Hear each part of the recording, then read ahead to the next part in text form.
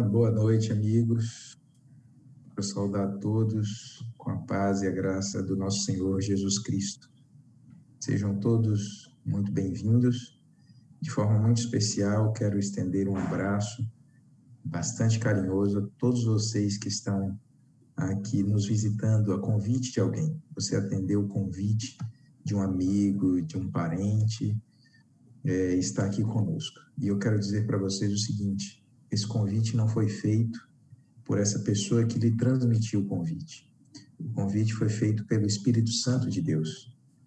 A pessoa que lhe estendeu o convite foi apenas um veículo, uma ferramenta na mão do Espírito Santo de Deus para te trazer até aqui. Que Deus te abençoe ricamente.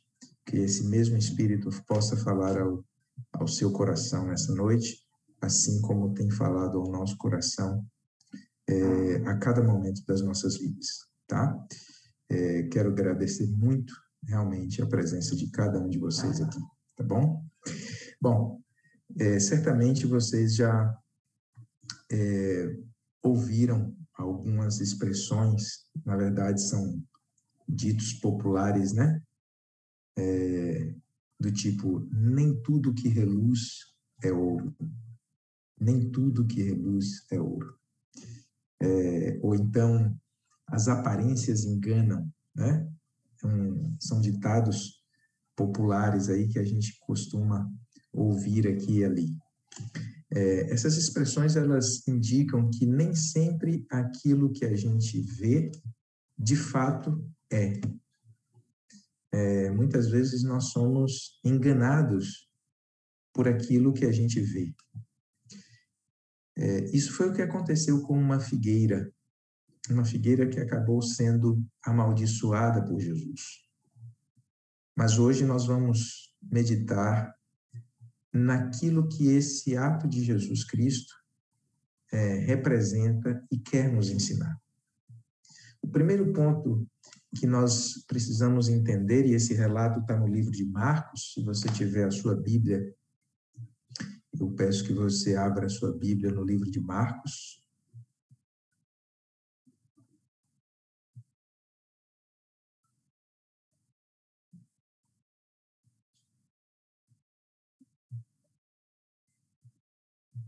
Livro de Marcos, capítulo 11. Primeiro ponto que a gente precisa entender é a forma como Marcos nos traz esse relato, né? Veja que aí até do verso 12 até o verso 14 do livro de Marcos, nós vamos encontrar aí o relato desse momento em que Jesus encontra essa figueira e amaldiçoa. Nós vamos ler daqui a pouquinho. Depois, Marcos interrompe esse relato e ele começa a falar de alguma coisa que estava acontecendo no templo. E depois ele retoma a história da figueira a partir do verso 20. Diferente do relato, por exemplo, de Mateus. Mateus, ele fala de uma história, a história da figueira, e depois ele trata da história do templo em uma outra sessão. Porque Mateus, ele prefere fazer o seu relato da história de Jesus aqui, e ele divide esse relato por sessões. E Marcos, ele tem uma outra metodologia, tá? E é por isso que nós escolhemos o relato de Marcos para falar com vocês nessa noite. Parece dar-nos a entender que Marcos quer insinuar que uma história está ligada à outra. Uma história depende ou explica a outra. Por isso eu convido você, então, a ler o que está junto comigo aí no capítulo 11, a partir do verso 12 até o verso 14. Antes, porém, de iniciarmos a leitura deste texto bíblico, eu quero convidar vocês a, mais uma vez, fechar os seus olhos, se concentrar, curve a sua fronte e vamos falar mais uma vez com o Senhor. Santo Deus, Pai que estás nos céus, nós te somos, Senhor, imensamente gratos. Gratos pela oportunidade que nos dás de estar nesse momento com a tua palavra aberta para apreciarmos e tentarmos extrair dela, Senhor, aquilo que tu esperas de nós, aquilo que tu tens reservado para cada um de nós. os teus ensinamentos, as tuas advertências.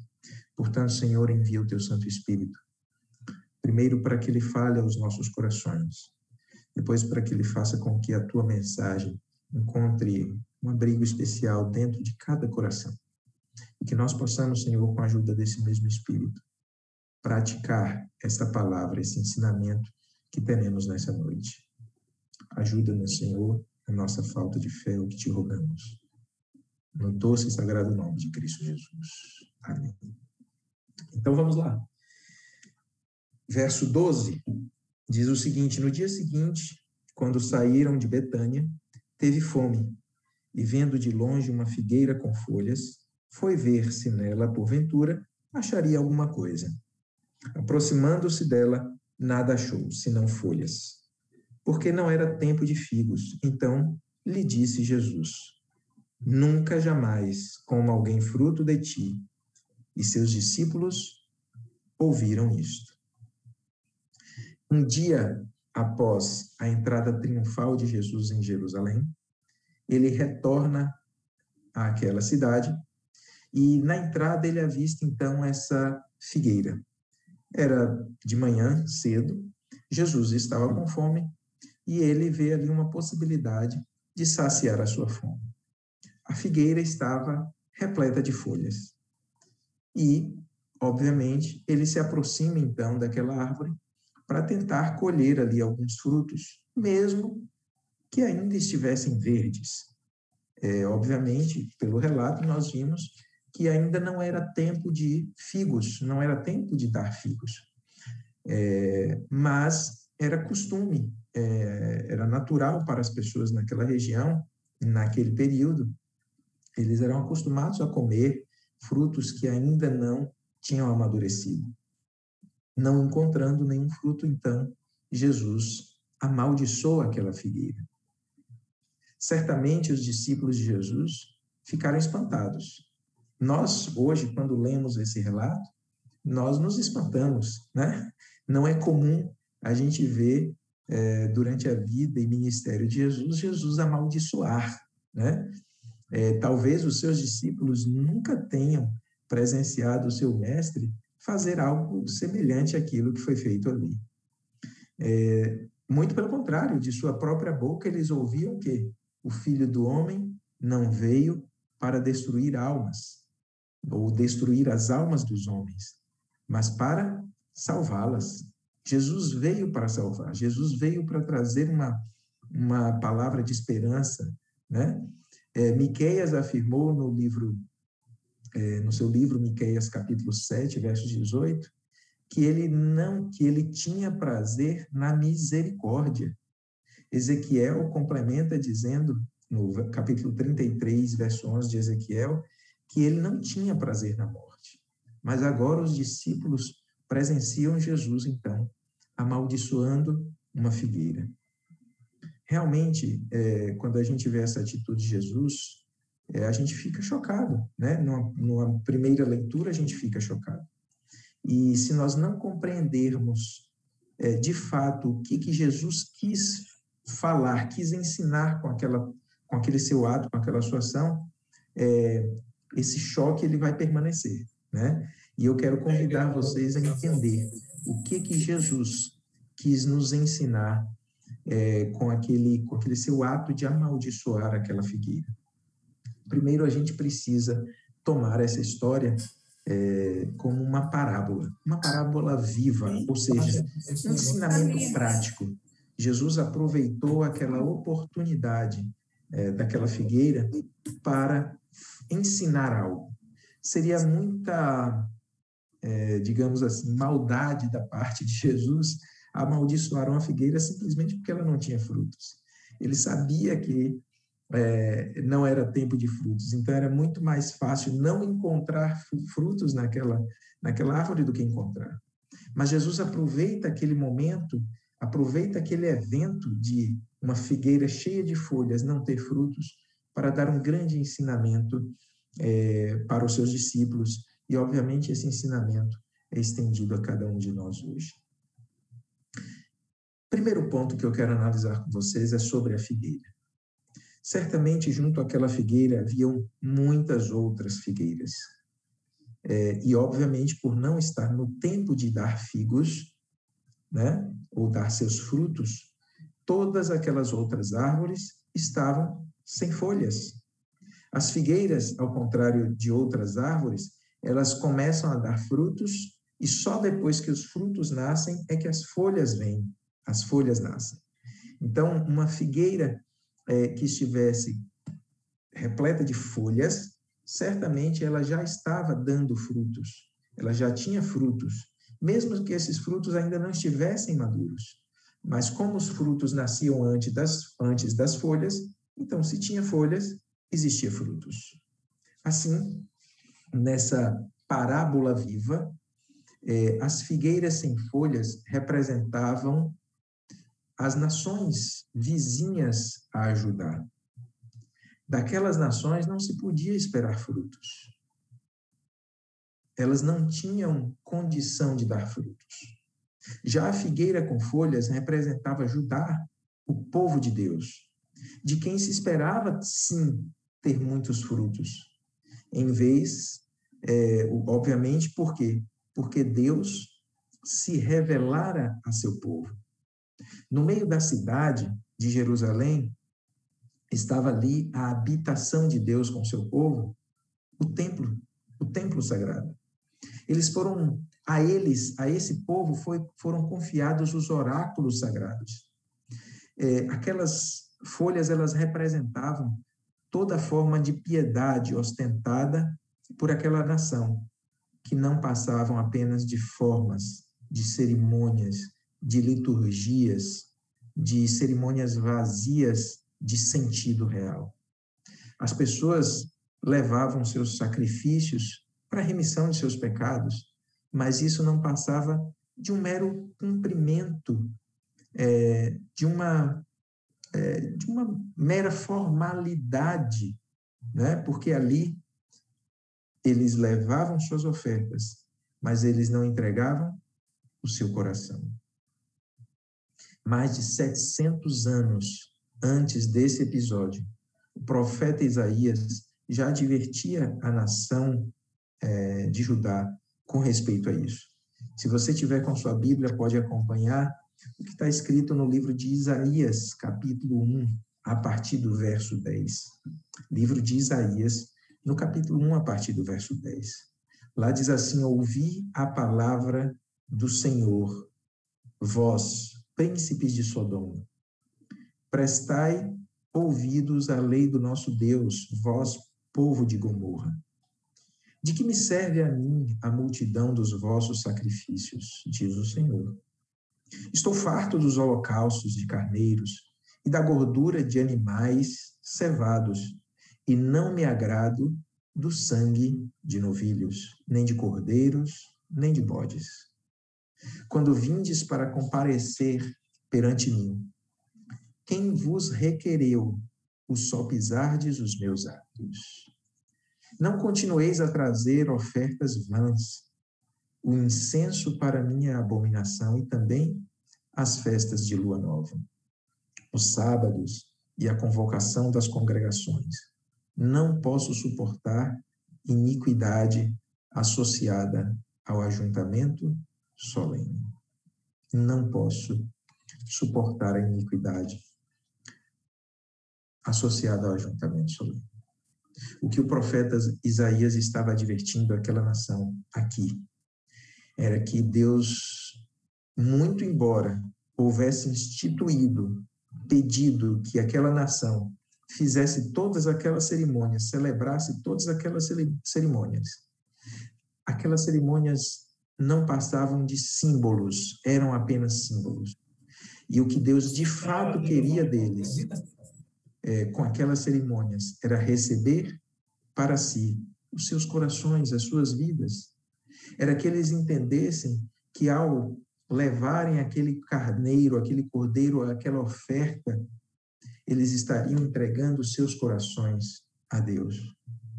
Mas isso tinha passado de largo na vida deles. Agora eu quero analisar com vocês a figura do templo. Ao Jesus entrar na cidade, ele se depara com o templo. Aquele templo era uma construção, talvez a mais importante, talvez não, com certeza a construção mais importante daquela cidade. A despeito da imponência arquitetônica daquela construção, o que ela simbolizava para aquele povo era mais importante do que isso. Deus havia dado ordens para Moisés desde o Êxodo, desde lá do deserto, para construir um tabernáculo, que seria a sua habitação no meio do povo. A Davi, Deus ordenou que ele providenciasse todos os preparativos, todos os recursos, agora para construir um templo. Mas esse privilégio de construir esse templo foi dado a Salomão, o seu filho. Certamente aquele templo que estava ali diante de Jesus e dos seus discípulos, não preservava quase nada daquele templo que outrora fora construído por Salomão. Com a invasão babilônica, aquele templo foi quase que por completo destruído. Depois que acabou o exílio babilônico, ele foi reconstruído novamente, mas voltou a ser danificado. Mas Herodes o Grande, um governador romano, ele empreendeu uma grande reforma, uma grande ampliação desse templo, e ela foi tão grande que durou aproximadamente 50 anos para ser construído, para ser terminado. E essa reforma, essa ampliação, resultou numa das construções mais imponentes de toda aquela região. Só para vocês terem uma ideia, a área interna do templo media aproximadamente 144 mil metros quadrados. 144 mil metros quadrados. A altura, ali no lugar santo, no lugar santíssimo, chegava a alcançar 30 metros de altura. Isso corresponde aí a um edifício de mais de 10 andares, mais ou menos. Suas paredes externas eram de mármore branco que reluziam quando os raios do sol batiam nelas. E de longe se podia avistar a imponência e a beleza daquela construção. Mas tudo isso era apenas para simbolizar a presença de Deus no meio daquele povo. Diariamente, todos os dias, eram oferecidos sacrifícios ali. Esses sacrifícios representavam a morte expiatória de Jesus pelos pecados do povo. E eu quero até aproveitar aqui, porque eu vi pela lista que foi lida aí dos nomes daquelas pessoas que aceitaram o convite de estar presentes aqui, são os nossos convidados especiais. Eu quero até abrir um parêntese aqui. Esses sacrifícios de animais foi a forma, o método que Deus viu e instituiu para que o homem, quando pecasse, oferecesse um sacrifício desses animais para a remissão dos seus pecados. Mas esses sacrifícios eram apenas símbolos do sacrifício que Jesus faria por cada um de nós. Esses sacrifícios, eles foram instituídos desde Adão e Eva. Desde que Adão e Eva pecaram, Jesus instituiu esses sacrifícios para que eles fossem feitos, para que o homem se lembrasse que um dia o Salvador viria e morreria no lugar dele. Aquela promessa de que se comessem daquela árvore, certamente morreria, precisaria ser cumprida. Deus tem apenas uma palavra, mas Deus não poderia permitir que o homem, que era a obra-prima da criação, morresse. Então ele resolveu pagar o preço do pecado e vir aqui morrer por nós. E isso era simbolizado pelo sacrifício de animais. Animais que não tinham culpa de nada, inocentes, assim como Jesus não tinha culpa de nada, mas carregou sobre si a minha e a sua culpa pelo pecado. E isso era feito diariamente, pelo menos uma vez pela manhã e uma vez pela tarde. Aquele recinto sagrado do templo representava a presença divina no meio do povo. Mas quando Jesus chega ali, ele não vê naqueles que estavam ali oficiando no templo o respeito e a reverência que esse recinto exigia. Eu quero ler com vocês, então, o que aconteceu quando Jesus chega ali no templo. Verso 15 do capítulo 11 de Marcos, a partir do verso 15. E foram para Jerusalém, entrando ele no templo, passou a expulsar os que ali vendiam e compravam. Derrubou as mesas dos cambistas e as cadeiras dos que vendiam pombas. Não permitia que alguém conduzisse qualquer utensílio pelo templo. Também os ensinava e dizia: não está escrito, a minha casa será chamada casa de oração para todas as nações. Vós, porém, a tendes transformado em covil de salteadores. E os principais sacerdotes e escribas ouviam estas coisas e procuravam um modo de lhe tirar a vida, pois o temiam, porque toda a multidão se maravilhava de sua doutrina. Ali Jesus encontra cambistas vendendo animais. Por que eles vendiam animais dentro do templo? Vejam, nós falamos ontem que esse momento que nós estamos estudando aqui da vida de Jesus estava próximo ali às festividades da Páscoa. Falamos também que essa era uma das principais festividades daquele povo, daquela nação. E, por isso, muitas pessoas eram atraídas para aquela cidade. Eu cheguei a falar que a população da cidade ela chegava a multiplicar por 10, né? Existe um registro de historiadores daquela época que relatam a população de Jerusalém, chegar numa festividade como essa em torno de 300 mil pessoas, né? Então, muitas dessas pessoas vinham de longe e elas tinham que trazer seus sacrifícios, suas ofertas, seus animais para serem sacrificados.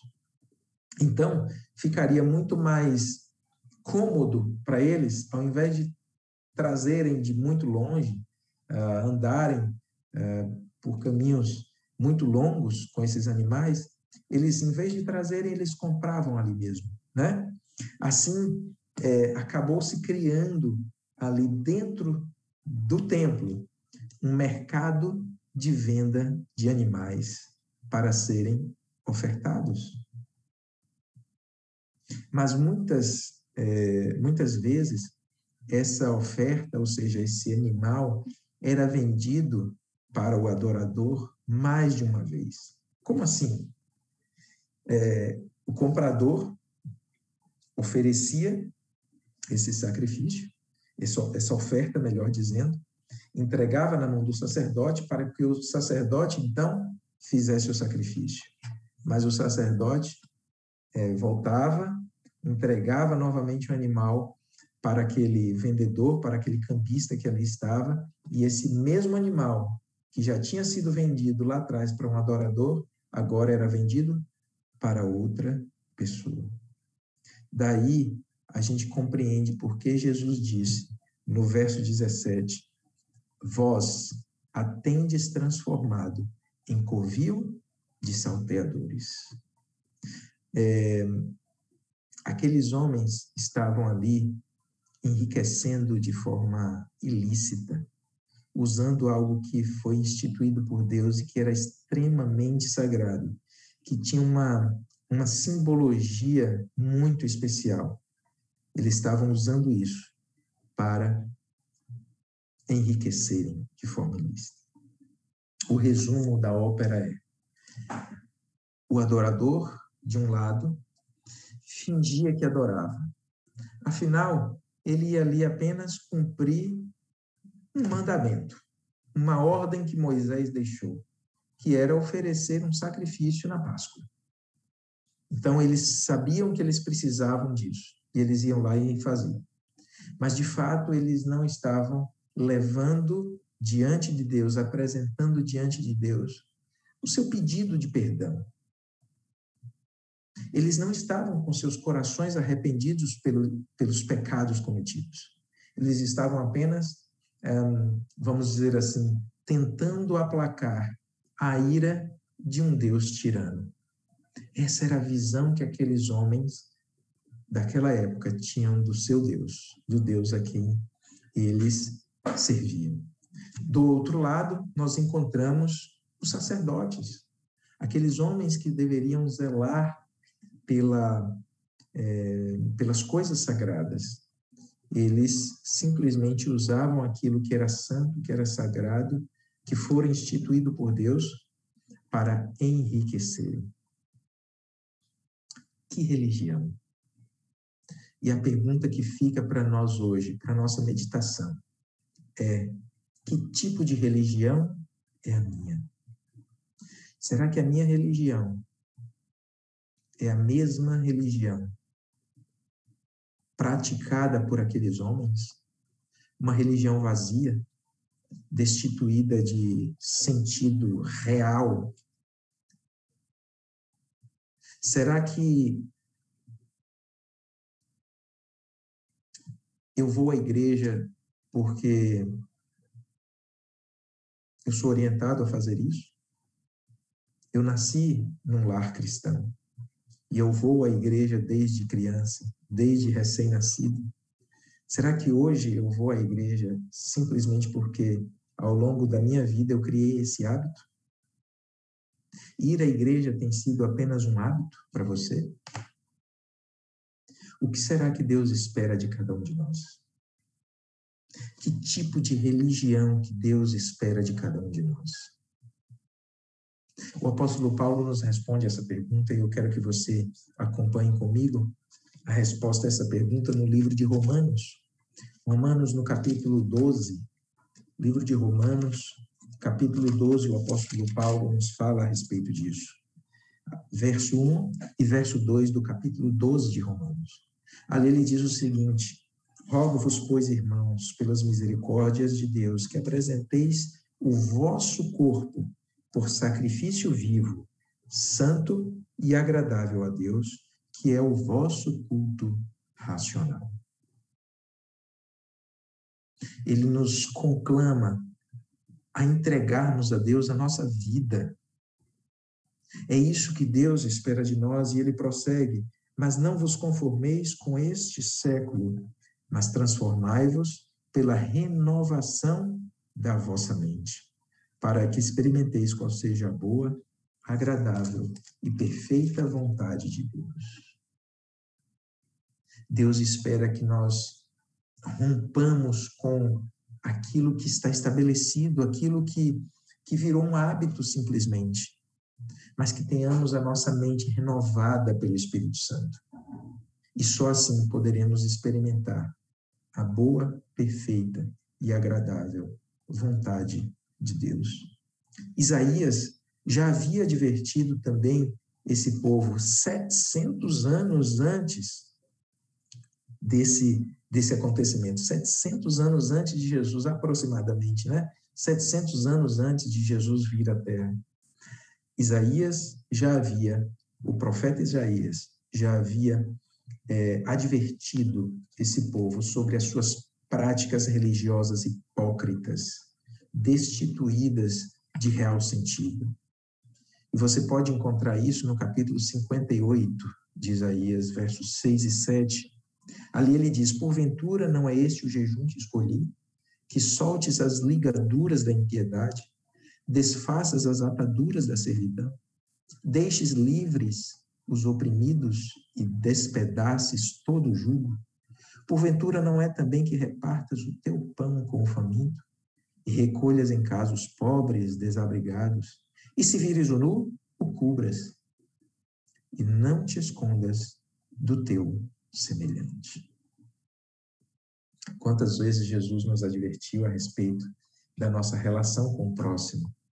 Aliás, o resumo, próprio Jesus nos ensina que o resumo da lei, ou seja, o resumo do decálogo, daqueles 10 mandamentos, é amar a Deus sobre todas as coisas e ao próximo como a si mesmo. Ninguém pode amar a Deus a quem não vê, se não ama o seu próximo a quem vê.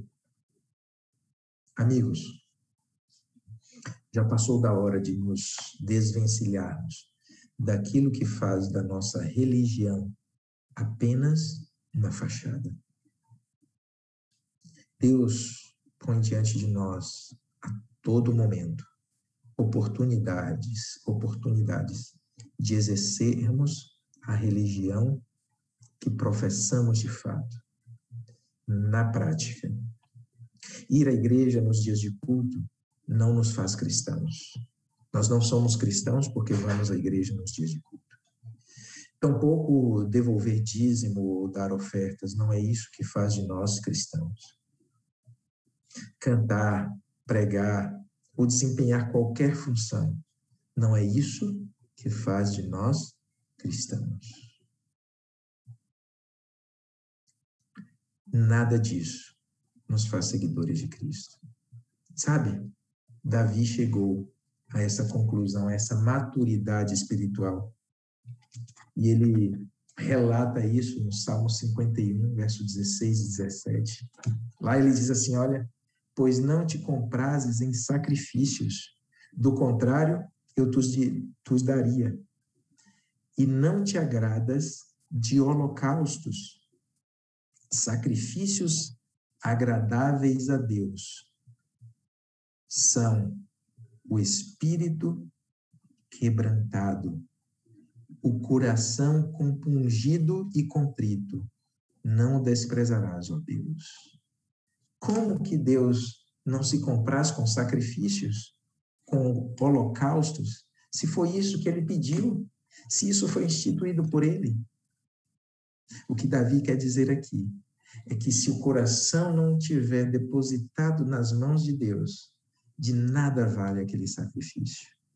E aí, amigos, eu quero dizer que nós precisamos decidir, escolher todos os dias entregar a nossa vida nas mãos de Deus.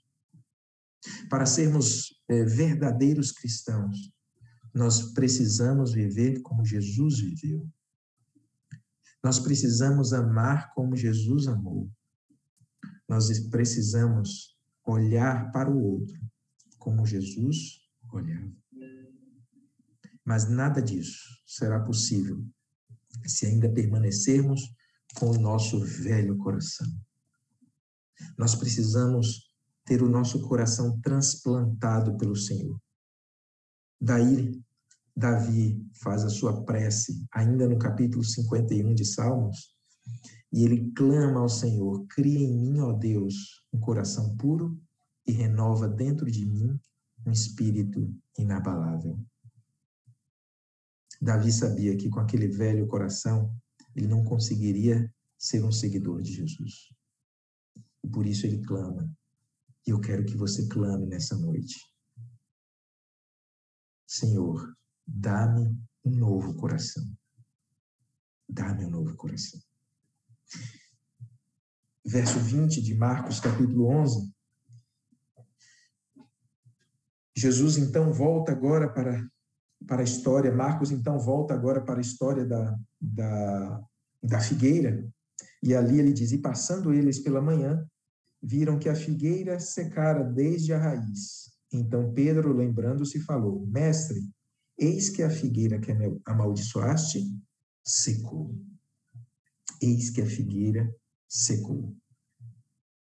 Naquele dia, ao passarem pelo caminho, os discípulos perceberam a sequidão daquela figueira.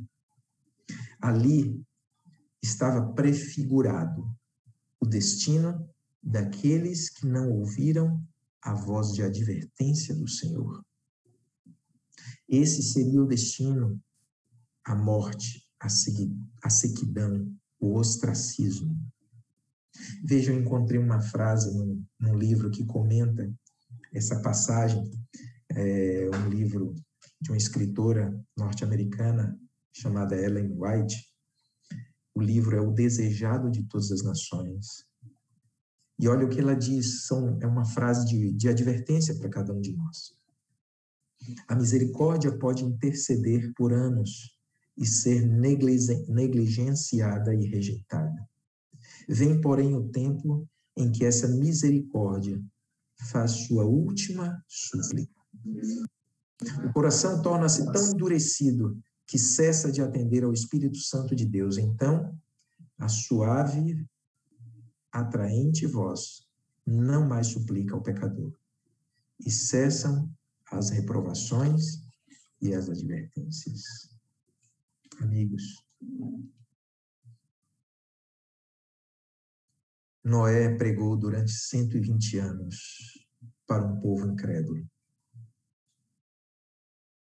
Noé advertiu aquele povo de que a destruição viria. Hoje nós temos a palavra de Deus que nos adverte e que nos chama, que nos conclama a entregarmos os nossos corações ao Senhor.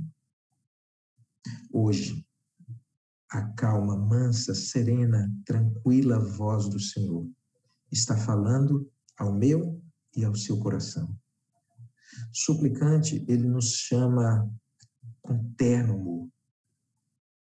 E a pergunta que eu quero fazer a você é: até quando você vai resistir ao chamado de Deus? Jesus está pedindo hoje o teu coração. Você, até quando vai permitir que as coisas desse mundo, os prazeres, as riquezas, que são todas efêmeras, desviem o seu olhar do Mestre Salvador? O dia da decisão é hoje. Não espere para depois. Amanhã pode ser tarde demais. Escolha seguir Jesus hoje. E eu quero que, durante essa música, nós vamos ouvir uma música agora. Eu quero que você feche os seus olhos, medite na letra dessa música e converse com Deus. Converse com Deus. Abra o seu coração. Diga para Ele por que você ainda não o aceitou. E se você o aceitou, diga para Ele que você quer viver uma experiência real ao lado dele. Que você não quer mais viver essa religião de fachada, de faz de conta, mas que você quer se dedicar plenamente e entregar o seu corpo como sacrifício vivo a Ele. Você vai receber, você que é o nosso convidado, enquanto essa música está tocando, você vai receber aí, talvez pelo WhatsApp, de alguma forma, quem te convidou vai te mandar um pequeno questionário para você fazer a sua decisão. E faça agora, não deixe para amanhã. Amanhã pode ser tarde demais.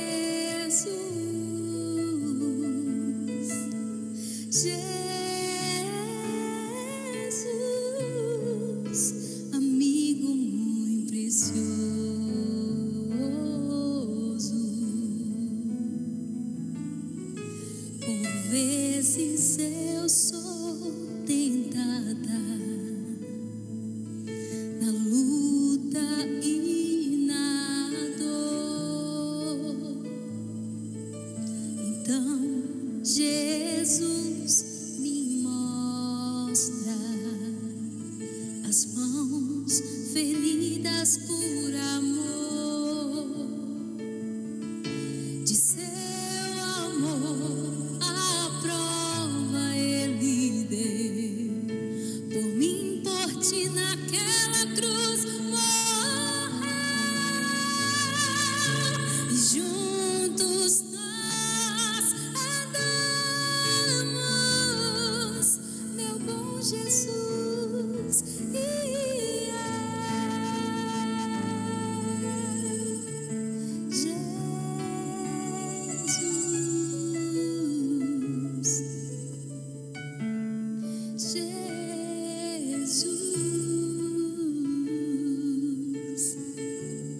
meu bom Jesus, amigo muito precioso.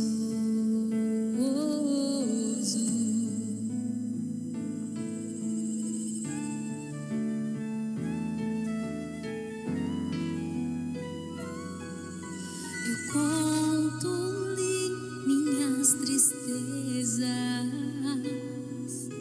e todo o meu prazer. Só em seu amor eu encontro paz e forças pra viver. Enquanto sigo rumo ao céu, irei sempre ao lado seu, e juntos nós andamos, meu bom Jesus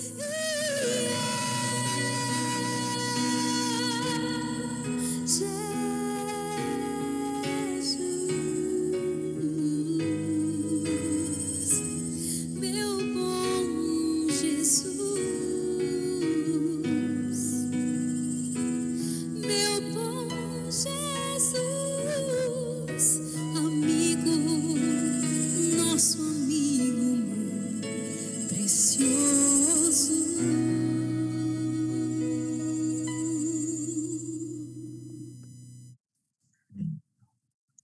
Deus seja louvado pela sua decisão. Eu não sei que decisão você tomou. Eu não sei nem se você tomou uma decisão, mas eu sei que o Espírito Santo de Deus está falando ao seu coração agora. E eu quero orar por você. Querido Deus, Pai que estás nos céus, a tua palavra, Senhor, foi aberta e o teu Espírito tem incomodado os nossos corações. Precisamos, Senhor, tomar decisões nas nossas vidas.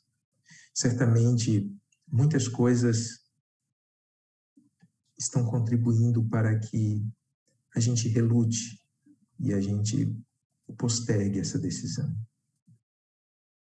Mas, Senhor, amanhã pode ser tarde demais. Por isso, rogamos forças do céu para que essa decisão seja tomada agora. Estar ao teu lado, Senhor, deve ser prioridade para cada um de nós. Nós queremos ter as nossas vidas transformadas por Ti e queremos receber de Ti um novo coração. Arranca de nós, Senhor, esse coração de pedra e nos dá um coração de carne, um coração segundo a Tua vontade, segundo o Teu querer. Esteja, Senhor, com cada um daqueles que foram convidados para estar conosco nessa noite. Que eles possam sentir a presença benfazeja do Teu Espírito. A nós outros, alcança-nos com a Tua graça, com a Tua paz, com a Tua misericórdia. É o que te rogamos no doce e sagrado nome de Cristo Jesus. Amém. Amém. Que a graça de Jesus, o amor de Deus, o Pai e a comunhão do Espírito esteja com cada um de vocês. Uma boa noite. Amém. Espero vocês aqui amanhã.